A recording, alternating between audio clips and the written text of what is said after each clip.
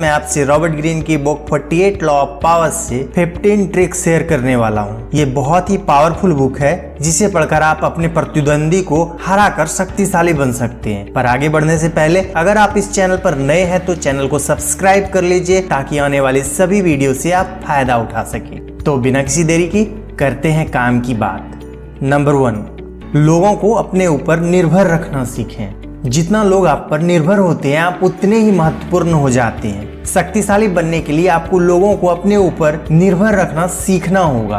दुनिया में हर व्यक्ति जरूरत के हिसाब से काम करता है और उसी को संपर्क करता है जिसकी उसे जरूरत हो। आइए इसे एक एग्जाम्पल से समझते हैं। जर्मनी के एक नेता बिस्मार्क ने एक कमजोर राजा को खोजा जो पर्सिया का राजा था। बिस्मार्क ने राजा को पूरी तरह अपने ऊपर निर्भर कर लिया। उसने राज्य में अपनी स्थिति को इतना मजबूत बना लिया कि राज्य में उसकी तरह कोई और निर्णय नहीं ले सकता था। दोस्तों, लोग जिस व्यक्ति पर निर्भर होते हैं उसी को अहमियत देते हैं। शक्तिशाली बनने के लिए जरूरी है कि आप लोगों को अपने ऊपर निर्भर करना सीखें। नंबर 2, दूसरों से काम लेना सीखें। 48 लॉ ऑफ पावर के अनुसार शक्तिशाली बनने के लिए आपको दूसरों से काम लेना आना चाहिए। उन लोगों को हायर करें जो वह काम कर सके जो आप चाहते हैं। दूसरों के ज्ञान का खुद उपयोग करें। इससे आपका बहुमूल्य समय बचेगा और आपको दक्षता और गति की एक समान आभा प्रदान होगी, यानी आप दूसरे का क्रेडिट प्राप्त कर पाएंगे। आइए इसे एक उदाहरण से समझते हैं। थॉमस एडिसन ने निकोला टेस्ला की कंपनी को जनरेटर में सुधार का काम दिया। टेस्ला ने पूरे 1 साल तक कठिन परिश्रम करके जनरेटर में न कि सुधार किया बल्कि बड़े बदलाव किए। टेस्ला की सारी मेहनत का क्रेडिट एडिसन को मिला। निकोला टेस्ला ने रेडियो का भी आविष्कार किया लेकिन उसका क्रेडिट भी मार्कोनी को मिला। और वैज्ञानिक पद पर रहते हुए निकोला ने बहुत सारे आविष्कार किए पर उसका क्रेडिट उसे कभी नहीं मिला। नेक्स्ट, दूसरों को अपनी तरफ करने का प्लान बनाइए। दोस्तों, शक्ति का मतलब है लोगों को अपने नियंत्रण में रखना और उनसे अपनी चाल पर प्रतिक्रिया करवाना। जब आप लोगों को अपनी तरफ आकर्षित करते हैं तो सारा नियंत्रण आपके हाथ में होता है और जिसके हाथ में नियंत्रण होता है उसी के पास शक्ति होती है, वही शक्तिशाली होता है। जब आप दूसरे व्यक्ति को कार्य करने के लिए मजबूर करते हैं तो नियंत्रण आपके हाथ में होता है। तो दोस्तों, कहने का मतलब ये है कि अपने लाभ के लिए चारा डालें और दूसरों को अपनी ओर मिलाएं और उन्हें नियंत्रण में रखें। आइए इसे एक एग्जाम्पल से समझते हैं। बिस्मार्क, जो कि जर्मनी का एक ताकतवर नेता था, उन्होंने कहा था कि जब वह हिरण को पकड़ने के लिए चारा डालते हैं तो कभी पहले हिरनी को गोली नहीं मारते बल्कि पूरे झुंड के आने का इंतजार करते हैं। अपने दुश्मन को अपनी चाल पर प्रतिक्रिया करने को मजबूर करें, उन्हें शानदार लाभ होने का लालच दें और अपनी ओर आकर्षित करें और फिर उस पर आक्रमण करें। नेक्स्ट, अपनी प्रतिष्ठा बना कर रखें। प्रतिष्ठा शक्ति की आधारशिला है, इसे हमेशा संभाल कर रखें। अकेले प्रतिष्ठा के आधार पर आप लोगों का सम्मान पा सकते हैं और उन्हें डरा भी सकते हैं। एक बार यदि सम्मान चला जाए तो आप कमजोर हो जाते हैं। अपने प्रतिष्ठा की हमेशा रक्षा करें। लोग आपको आपकी प्रतिष्ठा के कारण जानते हैं। प्रतिष्ठा बनाने के लिए आपको बहुत मेहनत करनी पड़ती है, इसीलिए हमेशा इसे बना कर रखें। आइए इसे एक एग्जाम्पल से समझते हैं। दूसरे विश्व युद्ध में इरविन को उनकी बेहतरीन गन स्किल के लिए जाना जाता था, जिससे शत्रु उसका सामना करने से डरते थे और बिना लड़े ही डेमोरलाइज हो जाते थे। इसलिए दोस्तों, आपसे पहले आपकी प्रतिष्ठा आती है। लोग आपको आपके रेपुटेशन से जानते हैं। किसी क्षेत्र में अपनी प्रतिष्ठा बनाने के लिए आपको कठिन मेहनत करनी पड़ेगी। जब पहली बार आप किसी क्षेत्र में अपनी प्रतिष्ठा बनाते हैं तो इसे बहुत ही ध्यान से बनाएं, क्योंकि आपके प्रतिद्वंदी और जलने वाले लोग आपकी प्रतिष्ठा बिगाड़ने के लिए कुछ भी करेंगे। नेक्स्ट, दोस्तों की तरह दिखें और जासूस की तरह काम करें। 48 लॉ ऑफ पावर के अनुसार अपने प्रतिद्वंदी के बारे में जानना बहुत ही महत्वपूर्ण है। चार्ल्स मॉरिस, जो कि फ्रांस के महान राजनीतिज्ञ थे, वे अपने विचार कभी भी किसी को नहीं बताते थे। वे सभी को अपने विचार प्रकट करने का मौका हमेशा देते थे, जिससे कि वो लोगों की योजनाओं के बारे में जानकारी प्राप्त कर सके। वो अपने विचार और योजनाओं को छुपाने में माहिर थे। चार्ल्स मॉरिस दूसरों से जानकारी प्राप्त करने के लिए लोगों से इस तरह से बात करते थे जिससे लोगों को लगता था कि वे उन्हें कोई राज बता रहे हैं। इस तकनीक से लोग उन्हें अपनी जानकारी बताने के लिए उत्सुक हो जाते थे। आप भी इस टेक्निक का इस्तेमाल कर सकते हैं अगर आपको किसी के बारे में कुछ जानना है तो। नेक्स्ट, अपने इरादे किसी को ना बताएं। अपने कार्यों के पीछे के उद्देश्य को उजागर ना करके लोगों को अंधेरे में रखें। अपने लक्ष्य दूसरों को ना बताएं। हम अक्सर अपने गोल्स दूसरों को बता देते हैं और लोग हमारे रास्ते में बाधा उत्पन्न करने की कोशिश करते हैं। अगर कोई जानना भी चाहे तो उसे गलत सलत बताइए, अपने इरादों की उसे भनक न पड़ने दें। आप लोगों को केवल वही बात बताएं जो लोग आपसे सुनना चाहते हैं, ना कि जो आप उन्हें बताना चाहते हैं। अपनी जुबान को आप अभ्यास से नियंत्रण में ला सकते हैं। इसके लिए आप अपने शब्दों का चयन ध्यान से कीजिए। जब लोगों को आपके भविष्य के उद्देश्य का पता नहीं होगा तो वे आपके विरुद्ध कोई चालाकी या षड्यंत्र नहीं बना सकेंगे, और जब तक उन्हें आपके इरादे का एहसास होगा तब तक बहुत देर हो चुकी होगी और आप आगे निकल चुके होंगे।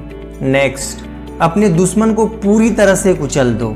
अपने दुश्मन को कभी भी कमजोर मत समझो, अपने दुश्मन को पूरी तरह से खत्म कर दें। आचार्य चाणक्य के अनुसार अपने दुश्मन को कभी कमजोर समझकर नजरअंदाज मत करें। दुश्मन के अवशेष बीमारी और आग की तरह होते हैं जो समय के साथ साथ और भी खतरनाक बन जाता है। यहाँ पर आपका असली दुश्मन आपकी परिस्थितियां हैं। आपकी परिस्थितियां चाहे कैसी भी हो, आप हमेशा उन पर हावी रहें। आप कहीं पे काम करते हो तो आप अपने कार्य क्षेत्र में हमेशा अपनी परिस्थितियों से आगे रहें, जिससे कि आप अपने साथ काम करने वाले लोगों को मात दे सकें।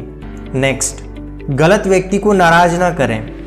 हमेशा याद रखें कि आप किसके साथ डील कर रहे हैं। सभी व्यक्तियों का व्यवहार और प्रतिक्रियाएं अलग अलग होती है। अगर आप किसी को मना करते हैं या धोखा देते हैं तो उस पर सभी व्यक्तियों की प्रतिक्रियाएं अलग अलग होगी। व्यक्ति की बाहरी बनावट या चेहरे से उसकी प्रवृत्ति को समझने की कोशिश ना करें। कई लोग भेड़ के वेश में भेड़िए होते हैं, इसलिए किसी भी व्यक्ति को आप मना करना चाहते हैं तो विनम्रता पूर्वक करें। उनका अपमान करने से वो नाराज हो सकते हैं और आपको कभी भी नुकसान पहुंचा सकते हैं। नेक्स्ट, अपने प्रतियोगी को हमेशा होशियार समझने का मौका दें।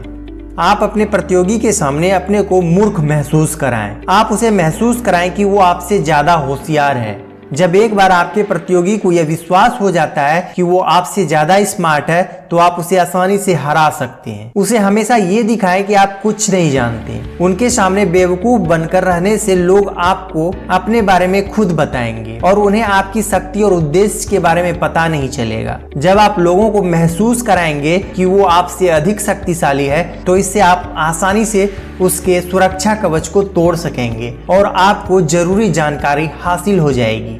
नेक्स्ट, आत्मसमर्पण की रणनीति का उपयोग करें। अपनी कमजोरी को शक्ति में बदलें। जब आप जीत ना सको तो आत्मसमर्पण कर दो, क्योंकि इससे पहले कि आप हार जाएं, आप अपने आत्मसमर्पण से दुश्मन के नजदीक पहुंच पाएंगे और जानकारी प्राप्त कर पाएंगे। आत्मसमर्पण से आपको अपनी ताकत को फिर जुटाने का एक और मौका मिलेगा और आप दोबारा तैयार हो सकेंगे। दोस्तों, 48 लॉ ऑफ पावर के अनुसार हमें कभी भी कमजोरी की अवस्था में लड़ना नहीं चाहिए, बल्कि आत्मसमर्पण करके अपने आप को तैयार करना चाहिए, फिर चाहे वह जंग का मैदान हो या रोजमर्रा की जिंदगी। आत्मसमर्पण करके हम अपनी कमजोरी को ताकत में बदल सकते हैं। नेक्स्ट, अपनी शक्तियों को एकाग्र करें। अपनी शक्तियों के प्रभावी इस्तेमाल के लिए जरूरी है कि आप अपनी शक्तियों को केंद्रित करें। अगर आप केंद्रित नहीं हैं तो आप अपनी शक्तियों का उचित प्रयोग नहीं कर सकते। आइए इसे एक एग्जाम्पल से समझते हैं। रोमन्स ने जब आसपास के राज्यों पर कब्जा करने की कोशिश की तो बारबारियन जनजाति पर हमला करने के चक्कर में वो अपना राज्य ही हार गए। अपनी शक्ति को केंद्रित करने के लिए जरूरी है कि आप अपने विचारों को केंद्रित करें। जब आपकी सारी शक्ति व ध्यान एक ही दिशा में लगते हैं तो वहां पर आपकी जीत निश्चित हो जाती है और तभी आप अपने लक्ष्य को प्राप्त कर सकते हैं। नेक्स्ट, अपने आप को दोबारा तैयार करें। यदि आप अभी तक कामयाब नहीं हो पाए या समाज आपको इम्पोर्टेंस नहीं देती है तो अपने आप को दोबारा तैयार करें। अपनी क्षमताओं को पहचानें और दोबारा से उन्हें निखारें। आइए इसे एक एग्जाम्पल से समझते हैं। डपिन, जो कि एक फ्रांस की महिला थी, जब वह पेरिस गई तो उसने समाज की सच्चाई का सामना किया। उसने देखा कि महिलाएं घर से बाहर का काम नहीं करती थी, वो केवल घर का काम करती थी और पुरुष घर के बाहर का काम करते थे।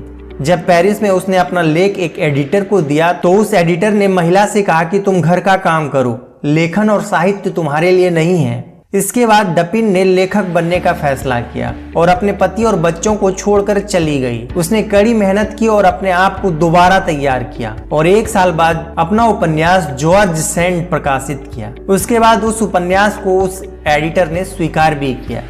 नेक्स्ट, दूसरों को अपने पत्ते खोलने पर मजबूर करें। 48 लॉ ऑफ पावर के अनुसार लोगों को विकल्प देकर आप उनसे वो काम करवा सकते हैं जो आप चाहते हैं, यानी उन्हें ऑप्शन दें या तो ये करना पड़ेगा या ये, और दोनों ही बातें आपके हक में होगी। जब आप दूसरों को विकल्प देते हैं तो इससे आपके प्रतिद्वंदी को लगता है कि वे अपने नियंत्रण में हैं, लेकिन वे कठपुतली की तरह आपके नियंत्रण में होते हैं। उन्हें इस तरह के विकल्प दें जिससे आप उन्हें पूरी तरह नियंत्रण में कर उनका फायदा ले सकें। आइए इसे एक एग्जाम्पल से समझते हैं। इवान रूस का एक अत्याचारी राजा था जिसको अपने राज में एक मुश्किल समय का सामना करना पड़ा। अत्याचारी होने की वजह से उसे पूरी ताकत और अधिकार नहीं मिल रहा था। राजा इवान ने अपनी ताकत का इस्तेमाल करने की बजाय एक कदम पीछे हटने का सोचा। उसने राजा का सिंहासन त्याग दिया। ऐसा करने पर रूस के लोग उसे राजा के पद पर वापस आने को कहने लगे। राजा ने सबकी दरख्वास्त सुनी लेकिन किसी की बात नहीं मानी। कुछ दिन बाद उसने प्रजा को 2 विकल्प दिए। उसने कहा कि या तो लोग उसे राजा के पद पर स्वीकार कर ले और पूरी ताकत इस्तेमाल करने का अधिकार दे, या फिर वो अपने लिए कोई नया राजा ढूंढ ले। रूस के लोगों ने उसे दोबारा अपना राजा स्वीकार कर लिया। लोगों ने उसके अत्याचार को नजरअंदाज करते हुए उसे दोबारा राजा बना दिया। नेक्स्ट, लोगों की कल्पनाओं से खेलें। लोगों की कल्पनाएं उनकी आंखों पर पर्दा डाले रहती है और वे जीवन में कठोर सच्चाई को नहीं देख पाते। रॉबर्ट ग्रीन कहते हैं कि सकारात्मक बदलाव धीरे धीरे होता है। जीवन में सफल होने के लिए आपको कड़ी मेहनत, सब्र, अच्छी किस्मत और बलिदान की जरूरत होती है, लेकिन लोग इन बातों को नजरअंदाज कर आसानी से कामयाब होना चाहते हैं। इस तरह के लोग सफलताओं के लिए कोई ना कोई आसान रास्ता खोजते रहते हैं। इसीलिए इस तरह के लोगों को आसानी से बेवकूफ बनाया जा सकता है। यदि आप लोगों को अपनी कल्पनाओं में डुबो कर रखेंगे तो आप उनका फायदा उठा पाएंगे। नेक्स्ट, लोगों की कमजोरियों को ढूंढें। लोगों की कमजोरी को ढूंढें जिन पर उनका अधिकार नहीं, और उसे लोगों के खिलाफ इस्तेमाल करें। कुछ लोग आसानी से अपनी कमजोरी अपने आप बताते हैं। यदि आपको लोगों की कमजोरी के बारे में पता चल जाए तो आप जरूरत पड़ने पर उसका इस्तेमाल कर सकते हैं। आइए उसे उदाहरण से समझते हैं। फ्रांस की रानी कैथरीन, जो राजा हेनरी की पत्नी थी, वह पुरुषों की कमजोरी को उसके खिलाफ इस्तेमाल करती थी। वह लोगों की संवेदनशीलता और भावुकता का प्रयोग अपने फायदे के लिए करती थी।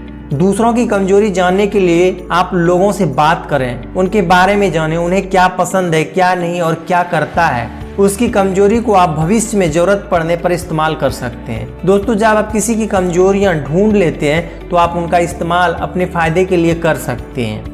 दोस्तों, ये रॉबर्ट ग्रीन की book the 48 law of power की समरी है और बुक में बताए गए ट्रिक्स ही मैंने आपसे शेयर किया है। मेरा इस पर कोई पर्सनल व्यू नहीं है। आप इसे अच्छे कामों के लिए इस्तेमाल कर सकते हैं। तो दोस्तों, इस वीडियो में बस इतना ही। आपको ये वीडियो कैसी लगे हमें कमेंट करके जरूर बताएं और वीडियो को लाइक कीजिए, शेयर कीजिए, चैनल को सब्सक्राइब कीजिए। तो मिलते हैं नेक्स्ट वीडियो में।